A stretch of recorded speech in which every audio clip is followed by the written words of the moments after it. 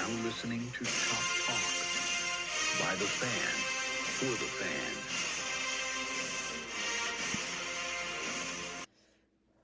Welcome back, Braves fans. This is an episode that is not going to be light, to put it that way. Yeah. I'm going to just start it this way. I'm your host, Ethan. I'm Bailey. And we're going to get deep on this one because we got a 2-7 record over the past 9 games. And we got a lot of things that we see that need to be fixed. Yeah. There's not a whole lot right now to be excited about. Not a lot of momentum. Just there's some stuff going on with this team this year that's not giving you a lot of hope. It's been a rough stretch. To climb back the way we did, to get to 500, to get a game above 500, and essentially all that's been erased now. We're back in the same boat that we were a month and a half ago. We're now back to 7 games below 500. We're worse than that. Are we? Yeah. 27, 30? Well, no. We're not games behind, but just as a team. Oh, yeah. We are, as you like to say, rock bottom. Rock bottom. We're rock bottom right now. And that's... And to say 7 games below 500 in early June, saying we're rock bottom sounds a little premature, but when you watch these games, we're not losing games that we're playing well, and we're just getting outplayed. We're just not competing. The big talk this year has been the offense. We haven't been hitting the ball well overall consistently. Well, yesterday, Game 3 of the Arizona series, at home, mind you, that we ended up getting swept on. The offense showed out and put up 10 runs, 3 home run game, 5 doubles, 12 hits. We had 8 extra base hits yesterday. I mean, offense showed out. Offense did what the offense has been trying to do. And what they should be able to do multiple times a week. Because like we've been saying all year long, this is a very talented team, a very talented lineup. And they show up yesterday and they do well. And the pitching staff just couldn't hold it. Couldn't hold it. We have been talking about all year just the Braves offense and not being able to get the job done. Not making errors and bad decisions and bad defense by the opposing team hurt. Well, for the first time this season, I saw it in the 3rd inning yesterday. To lead off the inning, Harris led off the inning, and he got out. Acuna gets up. They walking. Cool. Next guy up, Drake Baldwin. Drake Baldwin at home is hitting .421. I'm going to go ahead and say that because there needs to be some light in this episode, and that's Drake Baldwin, just as a player in whole. But at home, he's batting over .400. Well, he grounds into what should have been an easy double play in the inning. We had 1 out. Ketel Marte, I think I pronounced that right. Yep. Playing second base for him. Ball's to his right, so he's got to backhand it. Muffs it. Just kicks it with his glove. Classic E5. Classic E5. Everyone's safe. Acuna safe at first. Baldwin safe at second. Swap that. Acuna. Jesus, I cannot talk right now. Acuna is safe at second. And Baldwin is safe at first. And from that point on, when we should have been out of that inning, we scored 5 runs. Yeah, we made it hurt. And I was proud. I texted Baylor right after that inning. I said, I'll tell you why I'm proud of that 3rd inning. Because I watched it live. And I was proud of what I saw. Of us finally making something hurt.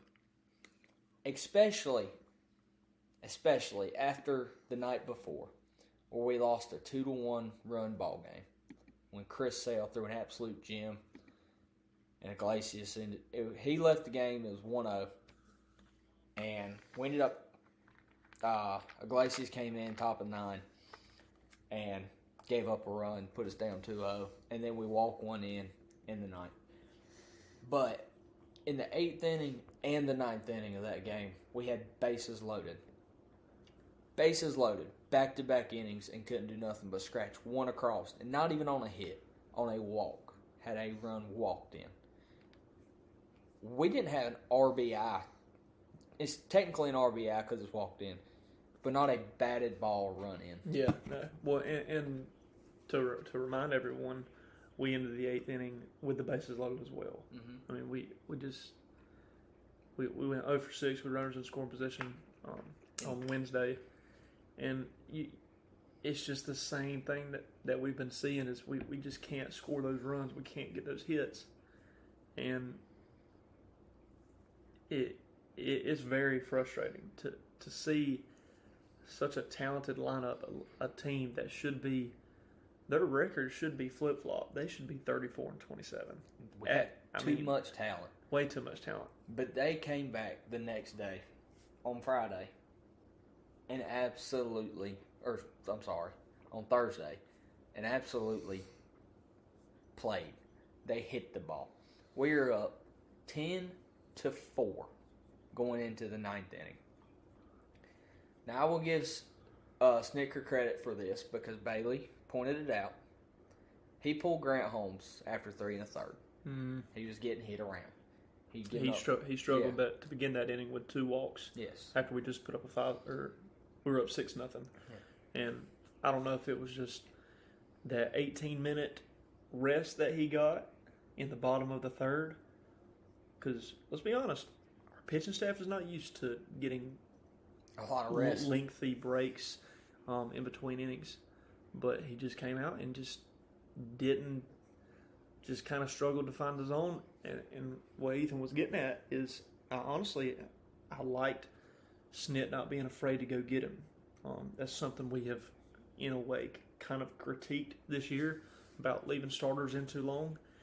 And I'll give Snit props. I mean, he wasn't afraid to go out there and get him. You know, to me, it kind of looked like a postseason game. It did. He was going out there. He was trying to give him a little bit of a leash, but at the same time, you've got a lead. You're struggling as a team to win games. Let's keep this lead. Let's go after this win. Let's put Grant Holmes in the dugout and let's go to the pen and let's try to get a win. So I like that move, and it worked. It did until it didn't. And then Snicker took everything that was good that we just said and threw it all away and went back to the Snicker we have seen all season long. Mm-hmm. He pulled in Aaron Bummer. Aaron Bummer went 1 2/3. Great outing for him. Only 1 hit given up, 1 strikeout, no runs allowed, no walks, nothing. De Los Santos come in. He's been pitching well. He has been pitching well as of late, and he threw a clean 2 innings. No hits, no runs. He gave 1 free pass and had 1 strikeout. And then in come Blewett. And Blewett threw a very good first inning. Mm-hmm. He gave up 1 run in that first inning. It was a solo shot. It was a solo shot. He made 1 mistake. And you can't expect guys to go out there and be perfect every single time they throw. I mean, they're human. Stuff is going to happen. Other teams have Major League ball players just like we do. So they're going to score eventually. And to have that 10-3 lead, I mean, it wasn't like he was throwing bad. No. But then he came out and he gave up 1 run and made it 10-5. Because it was 10-4 going into the 9th. So he had 10-3, went to Blewett in the 8th. He gave up 1 run. And that's fine. He brought Blewett back out in the 9th, which he had been going along with everybody. Mm-hmm. And my first thoughts was good. He's not going with Iglesias. That was my honest first thoughts on that. Yeah. And then he went Iglesias. And here's the problem. The problem started back in the top. First guy up in the top of the 9th hits another solo shot. Make it 10-5. Well, that was after we got the first batter out. That is correct. I'm sorry. Yeah, we got a leadoff runner out. So I'm sorry. Everything we're about to say all occurred after getting the first batter of the ninth inning out. Yes. So we're 2 outs away, and we're up 10-4. Yes. So we're up 10-4, 2 outs left to go in the ball game. Lord Goriel homers. He walks the next guy. And then he advances a second on defensive indifference. Then Alec Thomas homers. 10-7. 2-run shot. Then he walks the next guy. And then they bring in Iglesias. Now here's my thing with all that. If you're going to bring in Iglesias, first off, I'm fine with him giving up the homer in the first inning. He pitched when he came out in the 8th. Now, when he come out in the 9th, and he gave up, yes, he got the first out, and then he gave up another homer, he's given up 2 homers at this point. Mm-hmm. Yes, we're up still 10-5 at that point, but at the same time, with the stretch we've had, you got to go get him. Yeah. If you're going to go Iglesias, fine. Yeah. But you got to go get him.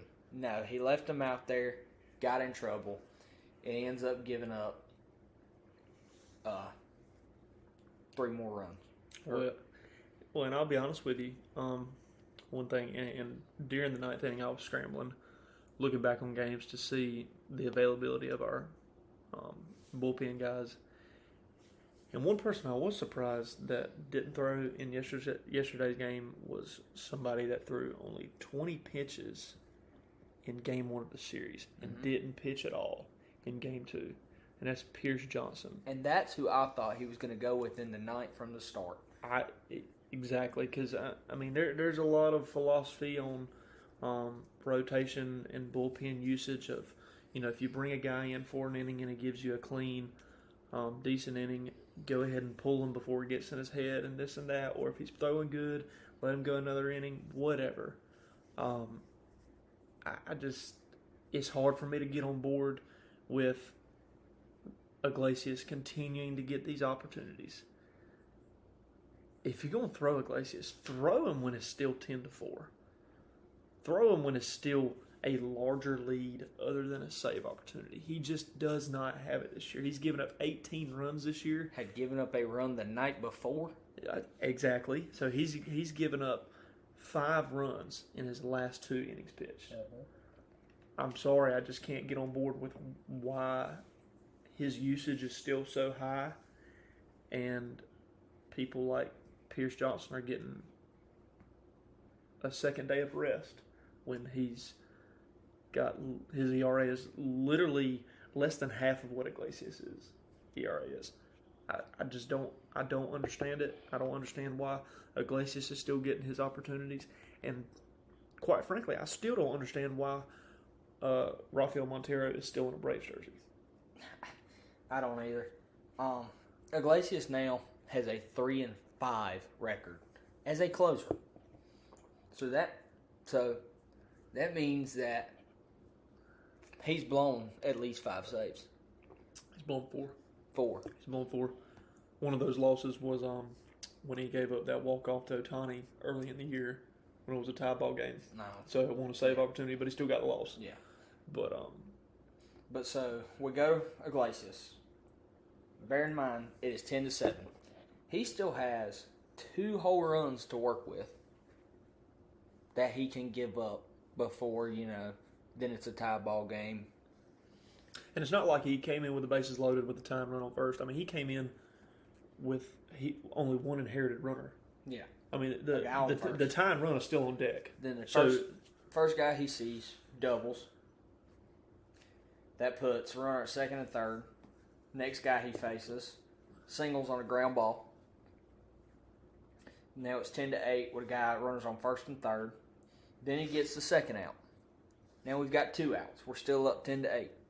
2 outs. Next guy he faces, he singles. Carroll scores. 10-9. He's already given up now 3. Well, only 2 runs are his. Mm-hmm. But 3 runs total. Next guy up, doubles, scores 2, 11-10. He had to get 2 outs. 2 outs when he comes in 10-7. 4 runs across the plate. 4 runs. Yep. When that first run, when the first guy he faced, second guy he faced, back-to-back hits, scoring, I'm sorry, pull him right then. Well, I'm sorry, you can't. The next guy he faces popped out. He got 2 outs. Yes, 1 out left. I would have still pulled him. Mm-hmm. Because obviously, you know he's going to give up runs. He keeps doing it. You just showed it took him 3 batters and giving up a run to get it out. Yeah.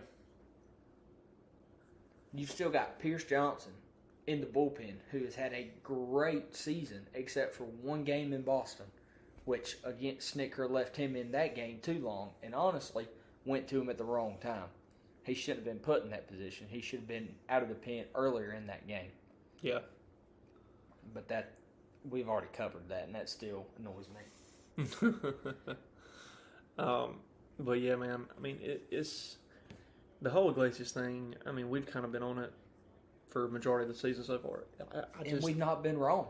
Yeah, we really haven't. I mean, We have not been wrong. It's pretty consistent what he's going to do. He's going to come out there and in about a week, he's going to throw in 3 games. He's going to throw 3 innings, and he's going to give up, on average, roughly 2 runs every 3 innings. That's not what you want in your closer. There's absolutely no confidence there. He's not effective like he has been in the past. And to me, right now, he's just not a closer. I can't get on board with it. This year alone, he is having his career worst year. His career whip is a 1.07. This year alone, he's got a 1.54 whip. It's not even close to being to what he normally is. He's given up 18 runs. He's on pace to give up more runs than he ever has in his career. He's on pace to give up about 47 runs. The only other time he's gotten 40 or more runs given up is in his first year in the league in 2015 with Cincinnati when he gave up 44 runs. Earned runs, I mean. But something's got to be done. There needs to be some accountability. There's got to be accountability within the team. There's got to be accountability in the dugout, in the clubhouse, and all the way up to Alex Anthopoulos. And after yesterday's game, we did see a little bit of accountability from Anthopoulos. And it was the wrong accountability. Yeah. So here's the problem with yesterday's game, which I brought up to you, and I gave you my honest thoughts on it yesterday, and I'm going to give y'all my honest thoughts on it. Snitker lost the clubhouse yesterday. Hands down, he's lost the clubhouse. Every guy in that lineup knows that Iglesias is not doing good this year. Yeah. They know it. And when you are out there and you have just battled after a terrible game at the plate before, we only got 3 hits total. We come out and we put up 10 runs, leading by 6 runs going into the 9th. Going, okay, we could have looked back at this game and gone, that's the day we turned it around. Yep. We came out after a bad day. We put the bat to the ball. We scored 10 runs on 12 hits. 12 hits. That tells me we got a lot of hits back to back to back, which has been the problem this year. We finally were making hits meaningful and getting runs across with the bats. Mm-hmm. I mean, we got 4 straight hits in that 3rd inning. Yes. And that's what we've been struggling to do. We've had nights where we've gotten 9 or 10 hits but only scored 2 runs because our hits are so spaced out. Yesterday, they got the hits they needed when they needed them. And at the end of the game, at the end of the day, it still didn't matter. And then brought back something we've been talking about that's been missing from the Braves as a whole, the long ball. Mm-hmm. We had 3 home runs yesterday. And we hadn't had a home run in like 3 games leading up to that. Yeah.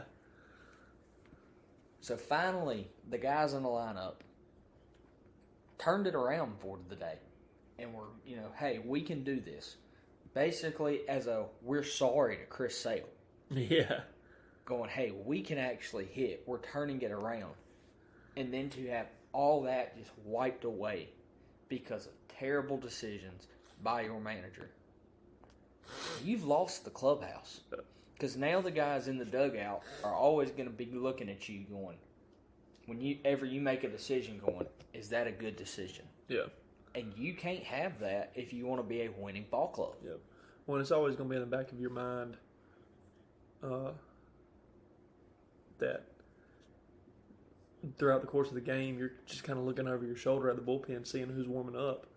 And it just all goes back to confidence. If you don't have confidence in your closer, if your teammates don't have confidence in you, then I'm sorry, but you're just not a good fit for the team right now. I mean, Iglesias is going to be a free agent at the end of the year. He's 35 years old. Let's be honest. After this stretch, we're not in the second week of the season where he's just got to figure it out that everybody was talking about to begin with. He's had his chance to figure it out. He's thrown 24 innings this year. He's given up 7 home runs, 18 earned runs, 1.54 whip. With a 6.75 ERA. I mean, well, what good is he doing to the team right now? None. And this was a stat I brought up to Bailey right before we started this because I did some looking. Between the two guys we're bringing up, have been bringing up, and are going to keep bringing up until something's done about it, Montero and Iglesias. In the last 9 games, we've gone 2-7. Those two have amounted to 8 earned runs against them and 41 runs total scored against us. Yep. That comes out to .725 runs almost. Or it comes up to almost 20%. 20% of the runs given up were by those two. Yes, and then if you do the 8 runs, Divided by the 9 games. Yes, divided by the 9 games. .725. Those two alone are costing us a run a game on average. And they're not even throwing every game. Yes. So, that's worse in itself. Yes. I mean. But if we were to take that and look at the schedule of the last 9 games we've played, 3 of those games we lost by 1 run.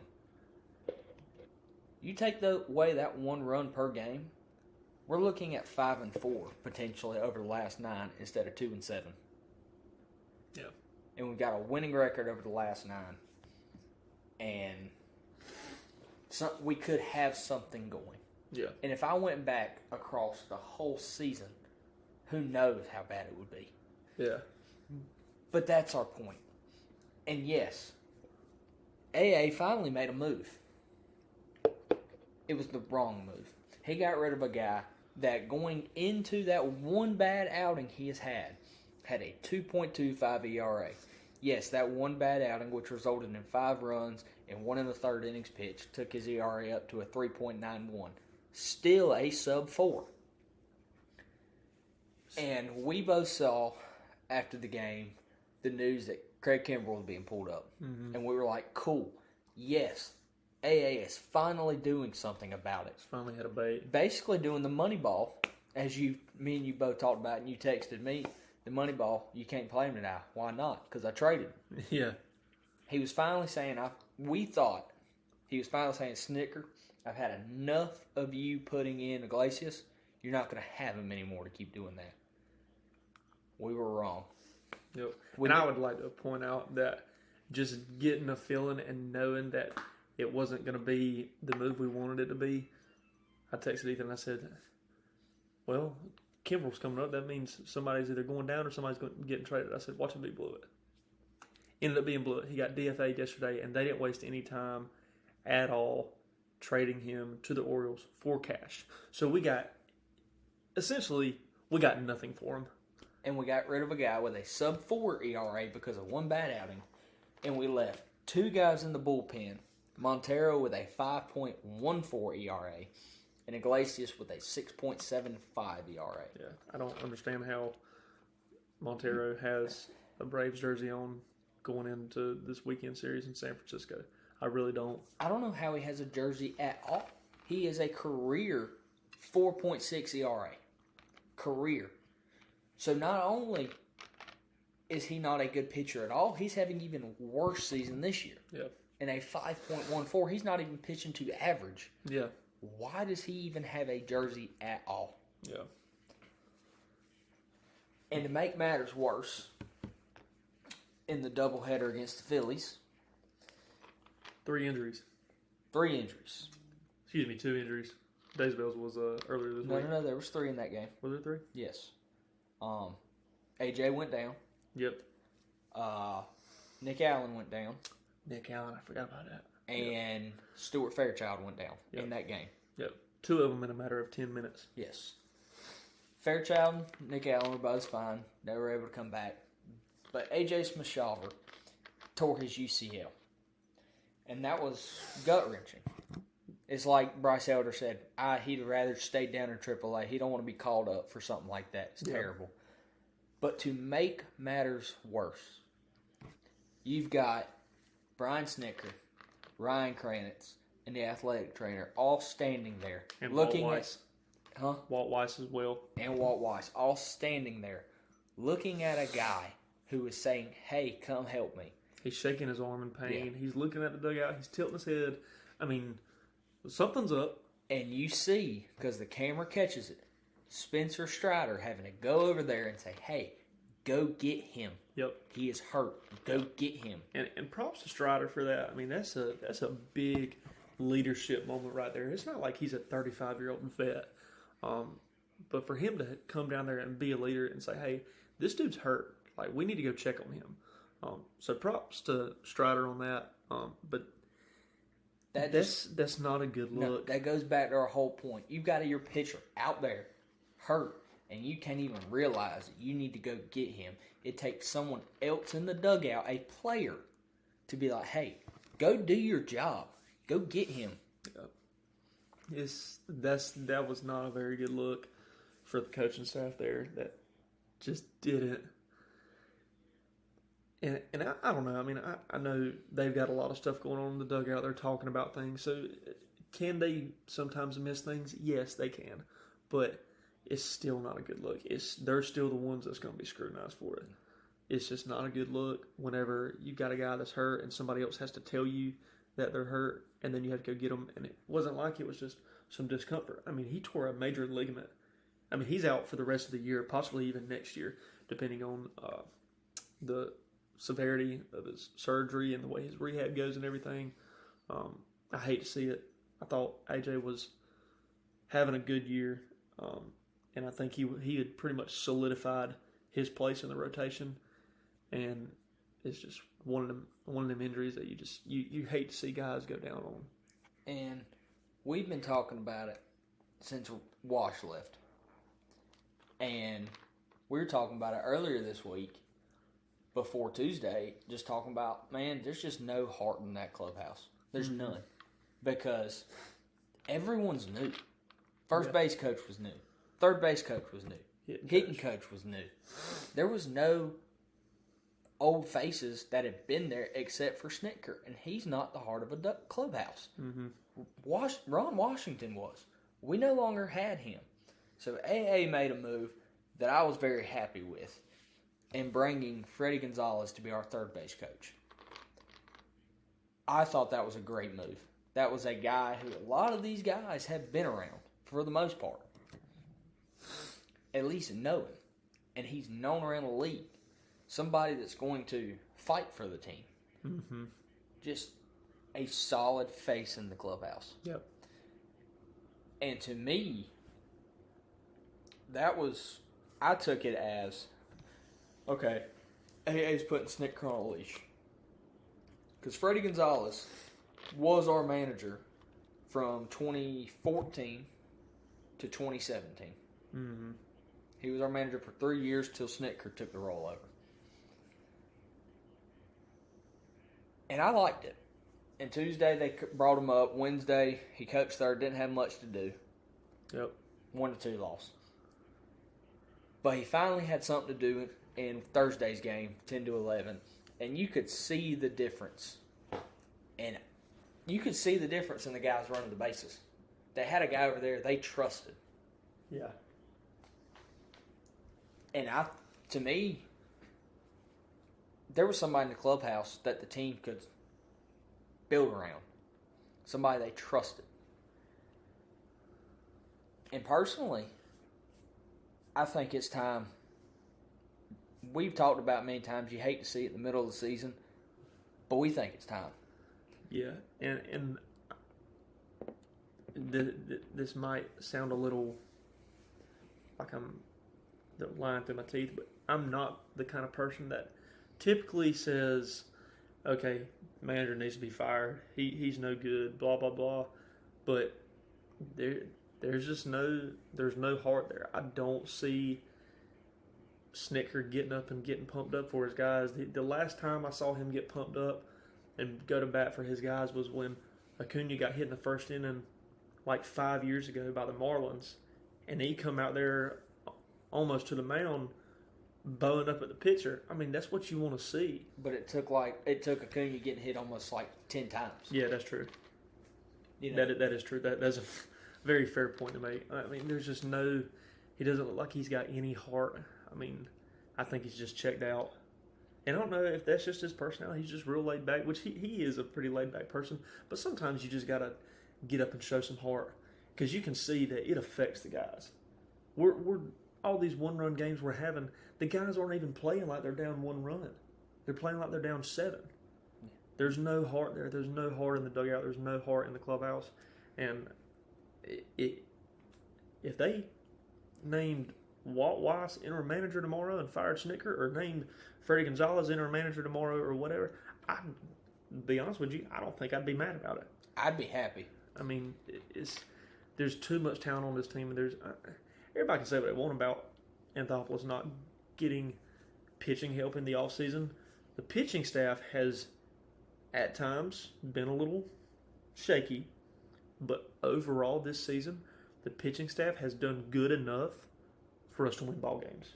They have, even with, and I'm going to call him out, Alex Anthopoulos doing his best to not make the bullpen good. Yeah. He has made a lot of questionable decisions. We've made a lot of moves with our bullpen this season. Bring guys up, DFAing them, re-signing them, putting down. I mean, Jess Chavez, we DFA'd and re-signed like 5 times this season alone. Yeah. And then going back to Zach Thompson, y'all heard me say it a lot, but DFA and Zach Thompson, when we had, at that time, 3 guys with a above 5 ERA and Bummer, Montero, and Iglesias. Bummer's turned it around. Cool. I'm glad. I'm happy with that. But Montero and Iglesias haven't. But we're going to DFA a guy that had not even given up a run in a Braves uniform. Yep. Had not even given up a run in a Braves uniform. But you're going to DFA them for guys that had +5 or above 5 ERA. Well, and another guy that we've been wanting to see pulled up is Dylan Dodd. I mean, he's not only thrown well in the limited opportunities that he's gotten, but he's also a lefty. Yeah. They don't have a lot of lefty arms in the bullpen. They've got 2. Bummer and Dylan Lee. And we have 3 total with Chris Sale. Chris Sale, yep. Now we finally have another lefty arm, which we talked about a lot. Unfortunately, it does come on the heels of Daysbel Hernandez being put on the 15-day IL. Yeah, and thankfully it's a minor injury. Whenever he went down the other night, nobody really knew what it was. They came after the game and said it was just some numbness in his right pinky. Thankfully, it's just something he's just got to rest, and hopefully he'll be back to his old self. But while we're on the Daysbel Hernandez topic, the biggest thing that I've seen on social media and a lot of the other podcasts that we've been listening to this year is people have kind of criticized Daysbel for, at times, his lack of command, and that is why he's not in the closer role. And I can understand that point because he does struggle with walks. But at the same time, he still holds a 2.22 ERA.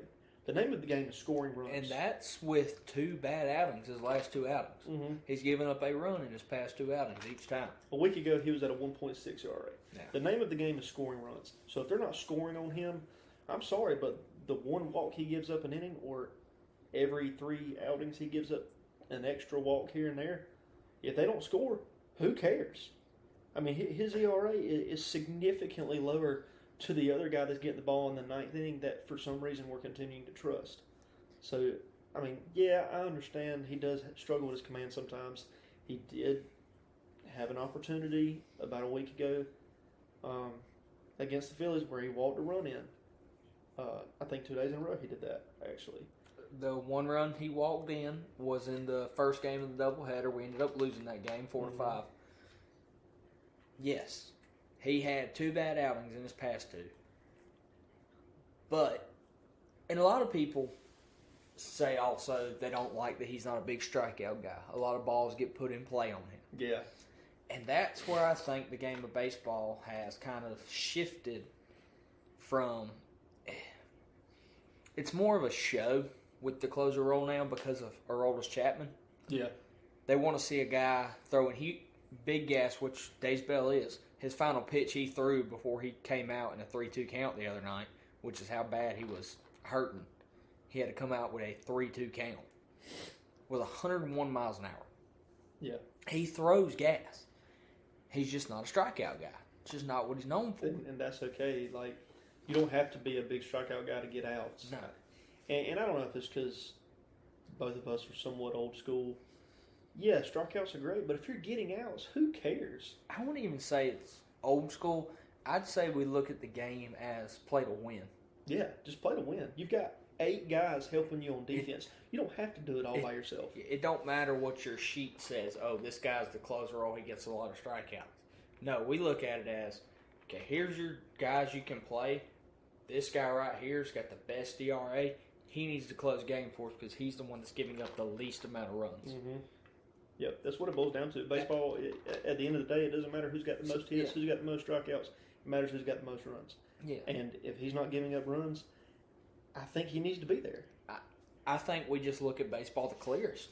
Yeah. In the purest form. Not. I think sometimes people can They overcomplicate the game. overanalyze it. They want to see too many stats. And yes, stats are great. It gives you a benchmark and a baseline of what this guy's doing or what this team is doing or what you expect to see or what you want to see. But at the end of the day, it's black and white. If he's not giving up runs, teams aren't scoring on him, he needs the ball. He needs to be in that position. And that's kind of the double entendre of what you just said because stats make it black and white. That's true.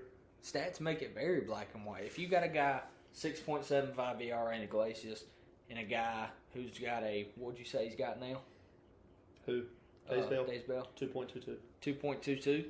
Who would you rather put out there in a tight game? A guy with a 6.75 or a guy with a 2.22? Yeah. It's black and white. I mean, it's clear as day who you should go with. Not because your sheet right here says, oh, this is my closer, so he's going in. No. It's the guy that's going out there and giving you the best chance to not allow runs. Mm-hmm. That is baseball at its core. You want to put a lineup out that gives you the chance to score the most runs, and you want to put a pitching staff together that gives you a chance for the other team to score the least amount of runs. Yep. That is how you win baseball games. Plain and simple. Black and white. Brian Snitker does not do that. No. Not lately. No. And another big thing that I think that causes problems with the hitting is we don't have a set lineup. Mm-mm. These guys are batting in a different position in the lineup every night almost. And yes, that kind of boils down to us having 2 completely different hitting catchers. Yeah. One in Drake Baldwin, who's the best batter on our team, and the other in Sean Murphy, who's more of a power hitter. Yeah. So, and Drake Baldwin's got a lot of speed, whereas Sean Murphy does not. So you would want to put Baldwin up higher in the lineup at the 2 hole, which we've discussed. We like him there. But then when Murphy goes in, he's more of a 6-7 hole guy. Yeah. So then Austin Riley's bouncing around up there, sometimes batting second, sometimes batting third, sometimes batting fifth. Yeah. Well, and, earlier this year we talked about, yes, there are a lot of options within the lineup of where people can be. But at the same time, you still need to have some consistency. I think we're I mean, we're 61 games in. We've had time to fill these lineups out and see kind of where everybody needs to be at. We're in June. We're a little over a month and a half away from the trade deadline. Now is the time to where you've got to find your lineup and you've got to stick with it. I think kind of bouncing Riley around between 2 and 3 in a way is not bad, but at the same time, I think he's a true 3 hitter. I think, to me, Baldwin has got to be your everyday catcher. And this is not something we've really discussed a whole lot. We've talked about it for the future, but as of right now, at the trade deadline, if Anthopoulos put a position player on the block, I think it'd be Sean Murphy. I'd have to agree. I mean, he's 3 for his last 17, although one of those is a home run, but he's a career 233 hitter. You've got Baldwin, who is batting .310 this season, and Murphy, who is, I just looked at it, he's batting .224 this season. Yeah. There's almost a 100-point difference between them two. Yeah. And I think, when Sean Murphy came over, everybody was excited. I was excited. Yeah. But I think he has battled some injuries, but he just hasn't been kind of what we expected him to be. And yes, you can make the argument, well, Sean Murphy is kind of teaching Baldwin how to call games at the major league level, blah, blah, blah. I get that. But at the same time, Drake Baldwin might be young, but he's still a professional baseball player. He is. He's still a grown man. He has an idea of how to call a game behind the plate. I think you got to play to win. And right now, this season is not. I mean, Sean Murphy came back and he was hot. He was hot. Yeah. But now he's leveled out and he's not hitting great. So he's not giving us a great opportunity to win. And I just think, throw contracts out the window, throw age out the window, throw seniority out the window. If they're not helping us win, they can't be in the lineup. That's just how it is. To put into perspective the thoughts with Murphy and Baldwin, at the beginning of the season, I said Drake Baldwin's a stud. Mm-hmm. Even when everybody thought he was not good, he won't hit well, I called him. Wasn't ready. Yeah, I said he was a stud. Look at the stats. He's barreling baseballs. He's barreling 80% of balls. To all parts of the field. Yeah, all parts of the field. He had the highest barrel percentage in the league. Yes, he wasn't getting hits, but they were just hard shots getting snatched. Now look at him. He is the best batter in our lineup.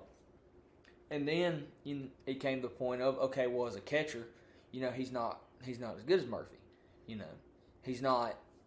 doesn't have the arm Murphy does. He doesn't have the defense Murphy does. Well, he's got more caught stealings than Murphy does now. Yeah.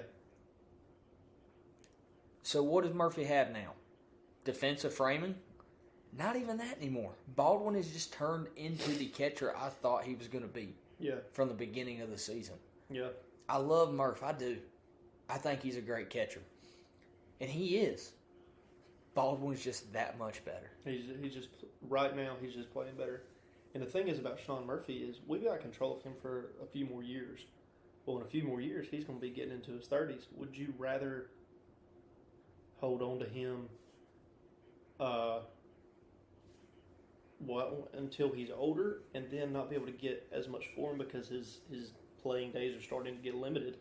Or would you rather go ahead and get rid of him when he's 28, 29 years old to go after some pitching or to go after another position player? I think if you're gonna do something with Murphy, it needs to be sooner rather than later. If that's the route you're going to go. If it is. And personally, my thoughts on it is yes, this still is Baldwin's rookie year. So I would say at this trade deadline, I would not do anything with Murphy. Mm-hmm. Just because Baldwin is still a rookie. I say they need to go 2-1 Baldwin-Murphy. Mm-hmm. 2 games Baldwin, 1 game Murphy. Yeah. Instead of the other way it's going right now. Yeah, 2 games I think Murphy. Baldwin definitely... and he still has something to learn from Murphy being that veteran. But if it came down to it and we just had to have another arm, which we do now, because we need another arm, no offense to Elder, but we need another arm. And personally, I think it needs to be a lefty arm in the rotation. And if that means Murphy's got to go, then fine. But Baldwin's going to end up being our everyday catcher. Yeah. I think So we need to get out of Murphy what we can at this point. But I personally don't think it needs to be this year. Yeah, and I can get on board with that. And I'm not saying that Baldwin doesn't need to have Murphy there to kind of help him learn, to help him get better. I think that Baldwin needs to be the guy that is physically in the lineup more often than Murphy. He's hitting better. He's more athletic. He can move quicker. He can run faster on the bases. He can be a two-hole at the top of the order right behind Acuna with a righty-lefty. I mean, that's a good first two hitters. I mean, but it's frustrating to see a team that has so much talent and who at the beginning of the year was the World Series favorite. And right now we have the fourth worst record in the National League. This is pretty bad. This is pretty bad. We have no momentum. We have no heart. I mean, something's got to change. Something's got to be turned around, and it needs to happen fast. Yes, we're still in June. There's still a little less than 4 months to play. But you can't sit around all year long and expect something to just finally happen, something just finally turn around. I mean, you've got to start now.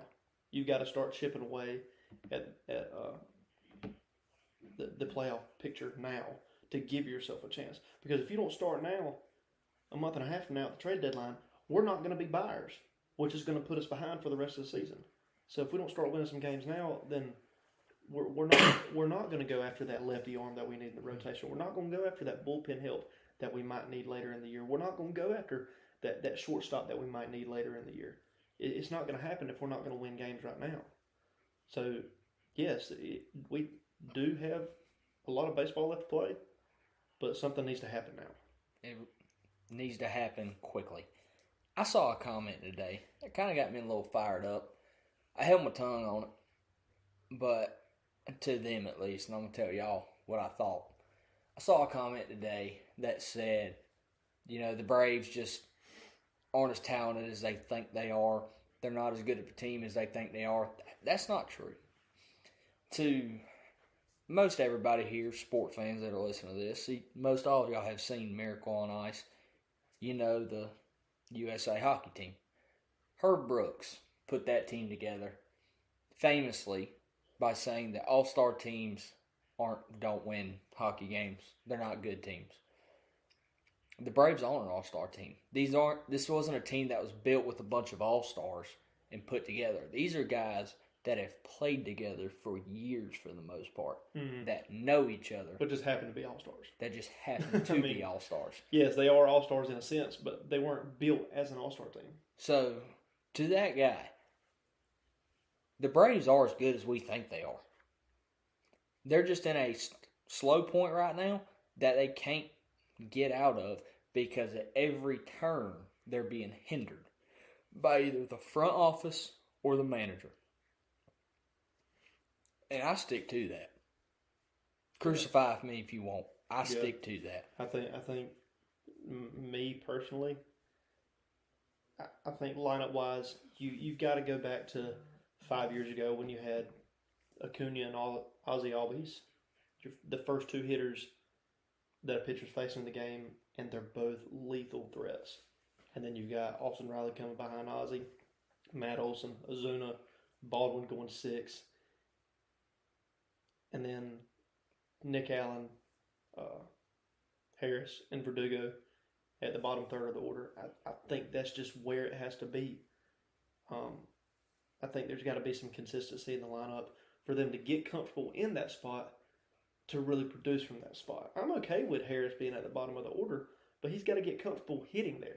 I'm okay with Ozzie being 6th or being 2nd.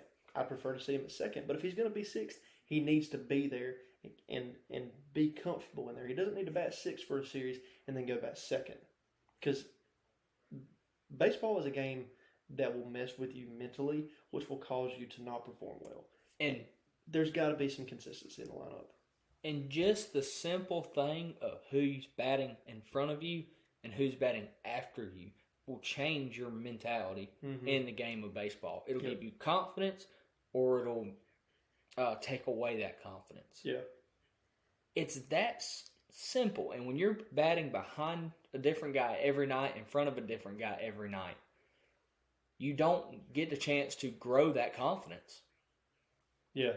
I mean, and a prime example and chemistry. A prime example is Michael Harris. Michael Harris is struggling very badly right now. He got a couple hits the other day, and hopefully we're going to see him turn it around.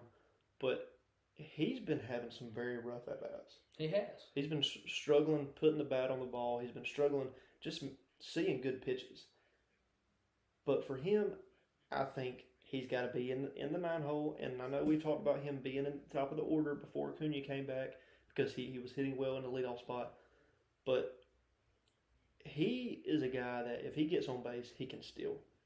And with his speed, he can score when you've got guys like Ronald Acuna behind him to knock him in. So that's why I think right now with the lineup we've got, he's got to be the 9-hole. He's not a 6-hole hitter. He can't be 7. He can't be 8 where he's getting on base and then Nick Allen or Verdugo might get him in. Or if they don't, then now Acuna's coming up with 2 outs. I think he needs to be 9th. And when he gets on base, that gives Acuna a chance with no outs to get some RBIs. Pitching wise, I think Dylan Dodd needs to stay in the bullpen. Before we get too far into that, I want to bring up something. Speaking of Michael Harris and him batting in the 9-hole, Snicker made a comment the other day that said, "I'm putting Harris in the 9-hole because he used to hit good there." That's a load of crap. And shoot it to the guy's face straight. Don't lie to him. Tell him, hey, we're putting you in the 9-hole because you aren't hitting good right now. Yeah. But then build off of that, like Bailey said. But here's the thing with you being there. You have speed. So when you do get on, we have one of the best players in the MLB right after you that can move you around and use that speed. So when you do get on, you can score. Mm-hmm. Shoot it to him straight. Don't say, oh, you hit good there, so we're putting you there. Yeah. No, shoot it to the guy straight. You're hitting bad right now. We know you're going to get better. But just for right now, this is where you've got to be. Mm-hmm. I mean, from a defensive standpoint, when you're on the mound and you're going through the order, you're thinking, okay, well, I'm getting to the bottom of the order. You know, I can get comfortable. I can get some quick outs, blah, blah, blah. Well, when you're using Harris as kind of that second leadoff batting 9th, well, now you've taken that thought process away from the opposing team because now, oh, he might be the 9-hitter, but he's got a chance to get on base. And that's going to be a problem if he does get on base because now you got Acuna at the top. And then he contradicts himself because tonight's lineup, Harris is batting in the 8-hole, not even the 9-hole. Yeah. Yep. I mean, he's batting .232 this year, so not having a good year. He's only got 3 home runs, 34 RBIs. We know what kind of player he is. He's a career .277 hitter. Batted .297 his rookie year, won Rookie of the Year. Batted .293 the year after that. Last year we saw a little bit of a dip down to .264, and this year he's gone all the way down to .232. But he is such a better hitter than what we've been seeing. I think he's just got to find it. Well, and even when he does start hitting well, I don't think you move him. Our team as a whole are a lot better hitters than we've seen. Yes. We've only got 4 guys in a night starting lineup with an average over 250.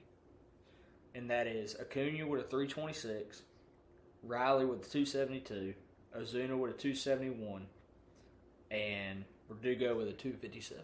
Mm-hmm.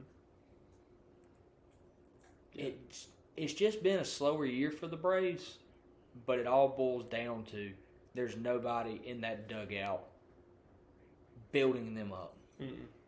No. And I also believe that is why Austin Riley is having as bad of a season defensively as he is. Mm-hmm.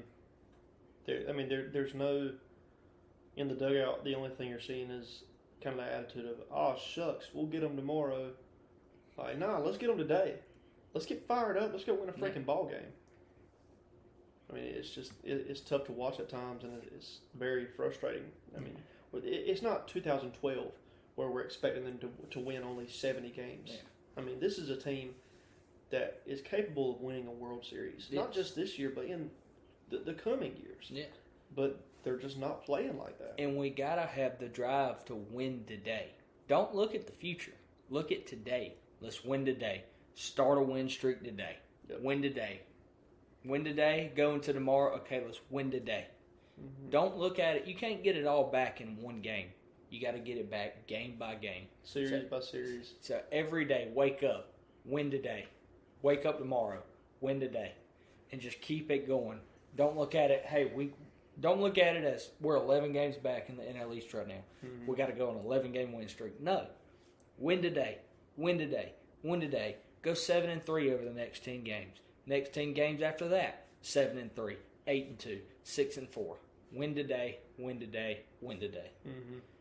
That's how you're gonna get out. Well, and that's how they got back to begin with. They weren't going and sweeping 3 or 4 series in a row. They were just winning the series and slowly chipping away, and they crawled out of that hole that they were in, and now they fell back into it. And I think they got to get some fire up under them to really get going, and hopefully we'll see it sooner rather than later. But it's gonna be a lot for them. But I think they're capable of it. I think they're good enough to do it. They know they're good enough to do it. They've just got to find a way to get it going. And I just hope it doesn't affect our starting pitching staff. Mm-hmm. Because now our starting pitching staff is looking at, okay, I've got a lead going in when I come out. Am I going to get the win, or is Iglesias going to blow it again? Or is Montero going to blow it again? Yep. Am I going to pitch this gem of a game and get a win? Or now are they going to start trying to overpitch and start having problems because they don't have that confidence behind them? Yeah. And you don't want to see guys feel like they have to do it all by themselves, because that's when injuries happen. that's when injuries happen, and that's when you start pitching bad because you're trying to do too much. You start walking guys. You start making mistakes and leaving balls over the heart of the plate. But it's going to be a very rough rest of the year if they don't turn it around. It's going to be extremely rough. And like we've said before, they're so talented. They're a much better team than what we've seen. But I think that's about all we got for this episode. Starting a series tonight with the Giants out in San Francisco. Hopefully we'll see some good stuff. Hopefully we'll get a glimpse of Craig Kimbrell this weekend, and maybe that's something that they can build off of. An old face coming into the clubhouse, coming back to the team, and maybe they can just get something going. Another decent lefty arm out of the bullpen in Dylan Dodd. Yep. So we'll see what happens here. All it takes is just a little bit to get going, and they've got to find it. So hopefully we'll see that in the coming series here this weekend. Like, comment, subscribe. We appreciate y'all. As always, go Braves. Go Braves.